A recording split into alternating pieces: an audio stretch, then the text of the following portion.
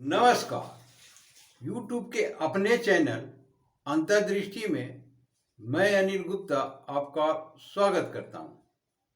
ज्योतिष के इस कार्यक्रम में जो आज मैंने विषय लिया है वो है बंधु पूज्य योग। जन्म कुंडली में बंधु पूज्य योग किस प्रकार से बनते हैं इसे तो जाने और समझेंगे ही, परंतु बंधु पूज्य योग क्या होते हैं इसे समझने का प्रयास करते हैं।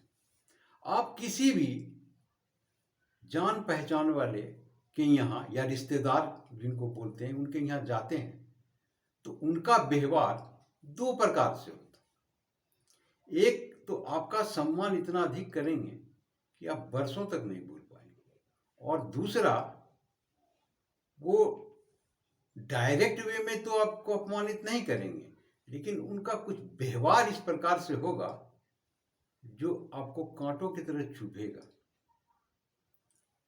तो जैसे में हम बताते हैं कि यदि किसी अपने रिश्तेदार के यहाँ गए तो वो उसके यहाँ जैसे पहुंचे तो वो बैठने के लिए तो बोलेंगे नहीं, परंतु कहेंगे कहाँ आना हुआ जी, कहाँ से टपक पड़े।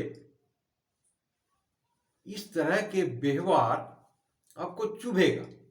परंतु एक दूसरे तरफ के व्यवहार से देखिए कि कहाँ रहते हैं आप, ईद बकरीद का चांद हो गए, बहुत दिनों से मुलाकात है, बैठिए, और साफ सुथरा कुर्सी को भी पोंछ रहे हैं कपड़े से, बैठिए, आइए आराम से बैठिए, पानी लाओ, पानी दो इनको।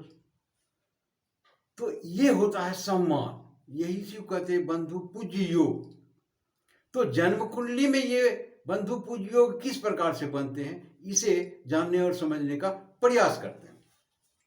चौथा भाव बंधु भाव कहे जाते हैं, और बंधु कारक ग्रह बुध और चंद्रमा है। तो चौथे भाव का स्वामी स्थित हो, अर्थात चौथे भाव का स्वामी चंद्रमा है, चंद्रमा स्थित है, और इस पर गुरु हो, बुध हो, शुक्र हो, जो भी शुभ ग्रह हैं उनकी दृष्टि इन पर हो, तो ये बंधु पूज्य योग बन गए। दूसरा, यदि इनके साथ ही शुभ ग्रह हो तो भी बंधु पूज्य योग बन गए। इनके अलावा यदि चंद्रमा यहां स्थित न हो या कोई भी चतुर्थ भाव के स्वामी हो यहां स्थित न हो तो जन्म कुंडली में केंद्र में बुध और चंद्रमा बलीय अवस्था में हो तो भी बंधु पूज्य योग बनेंगे।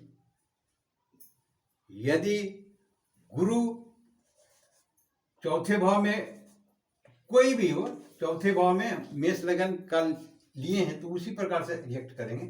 तो चौथे भाव में यदि गुरु और चौथे भाव का स्वामी चंद्रमा कहीं भी हो तो गुरु की दृष्टि में ही हो तो भी बंधु पूज्य योग बनेंगे। जैसे यदि सामने हो चंद्रमा तो बनेंगे, इस प्रकार के योग बनेंगे। यदि न तो पांचवी दृष्टि गुरु को होती है तो 1 2 3 4 5, तो अष्टम भाव में हो चंद्रमा तो पांचवी दृष्टि से होंगे, तो यहां तो स्थितियां ठीक नहीं होगी, तो यहां चंद्रमा को दे नहीं सकते, केंद्र में या त्रिकोण में होनी चाहिए, तो ये स्थितियां तो गलत हो जाएगी। तो 7 8 9 यहां पर भी 7 8 9 नौवीं दृष्टि भी गलत हो, यानी कि चंद्रमा को जब भी हो तो दशम भाव में ही हो, ये स्थितियां ही बनेगी। तो इस प्रकार से यदि किसी भी व्यक्ति जातक की जन्म कुंडली में ये सब योग बनते हैं तो बंधु पूज्य योग बनेंगे। ऐसे व्यक्ति का कहीं भी जाए, वो अपनों के पास जाए या परायों के पास जाए, उनका सम्मान होना निश्चित होता है। तो ये था एक छोटा सा कार्यक्रम, आपको अच्छा लगा होगा। आपने पूरा वीडियो देखा, इसके लिए बहुत बहुत शुक्रिया, धन्यवाद।